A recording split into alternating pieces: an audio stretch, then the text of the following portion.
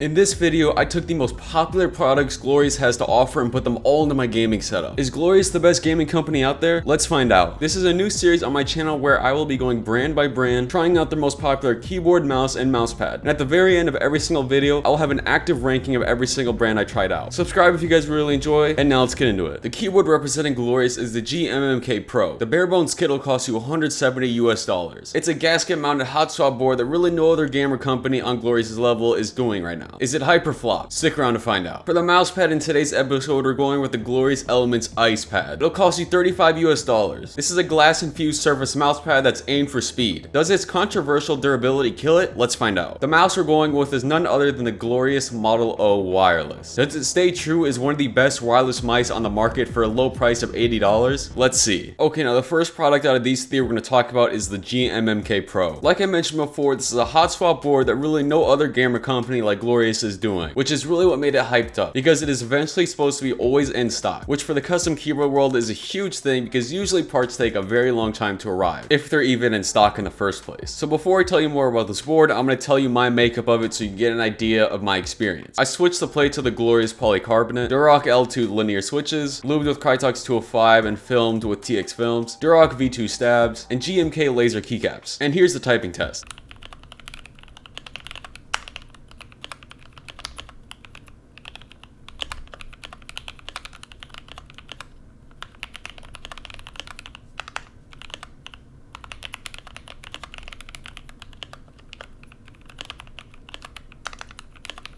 Yeah, overall I really did enjoy the typing on this board, but of course it is a DIY keyboard, so your experience will definitely vary. This keyboard also isn't just good for typing, it's also good in gaming in my opinion. And another thing that you can do with this keyboard that really sets it apart from other generic pre-builds is that you can mod and tune the stabilizers. In games like Minecraft where you jump and crouch a lot, it is very appreciated to have a silky smooth spacebar and shift key, which is something you don't find that often in pre-built keyboards. So having the control of that is a real big plus here. I would say the biggest downside is that you're forced into mechanical switches and not optical switches, which for those of you who use optical switches, you're not gonna have as fast of an input anymore, but there's barely any difference anyway. So yeah, so far I've pretty much almost had nothing but good to say about this keyboard, but now let's talk about its downside. And that's the fact that you're almost forced to buy new accessories for this board to get the best experience. Like for example, their quote-unquote GOAT stabilizers are not the GOAT, and I would highly advise you pick up some aftermarket ones like Durock, Zeal, or something like that, which forces you to buy a new plate almost like the polycarbonate one, because a lot of aftermarket stabs actually don't fit on the aluminum or brass plate option. So that could be another $45 to $50 you have to add onto this board. And oh yeah, last thing I forgot to mention is that out of the box, the typing experience on this board is going to be pretty stiff, which isn't typical for a gasket mount keyboard. To combat this, you can try a few things like using the polycarbonate plate, leaving out some screws in the build, or taking out some foam. But overall, I do believe that the positives outweigh the negatives, and that the GMMK Pro for $170 USD could be a really good option. Now let's get on to the mousepad. Like I mentioned before, the Glorious Ice mousepad is a glass-infused cloth surface mousepad with foam in the core of it. It only comes in one size, and that is extra large, which is 17 inches by 15 inches and 4 millimeters thick. When this thing's 100% clean, you can expect the speed to be very good. Notice I say 100% clean, I'll talk about that soon. I feel like it has a really smooth glide because of the glass surface, and I can flake in no time, which is really appreciated, especially if you have really light mice. There's going to be no resistance. Now with that grade of speed comes very little stopping power, which you can definitely notice on this mousepad. You can tend to overflick, but I feel like the speed really makes up for this issue. But again, if you're really about precision, this mousepad may not be for you. And now let's talk about the biggest downside of this mousepad. It's that this thing is pretty much not durable at all. Like, it picks up grease and dirt very quickly, and eventually over time the spots that got the dirtiest will eventually just lose their speed no matter how much you wipe it, which is very disappointing because these dead zones tend to pick up very quickly. I've owned mine for over a month now, and I'm starting to develop one in the very center of the mousepad. And the last thing to know is that depending on where you live, the performance will actually vary. People who live in a hotter area say their mousepad is slower, people who live in a colder area say their mousepad is fine. So yeah, at 100% potential in this mousepad, meaning that it's clean and probably newer, it's going to perform really good. But the longer you keep it and the dirtier it gets, the less it'll perform, and that happens pretty quickly, making it a pretty bad option.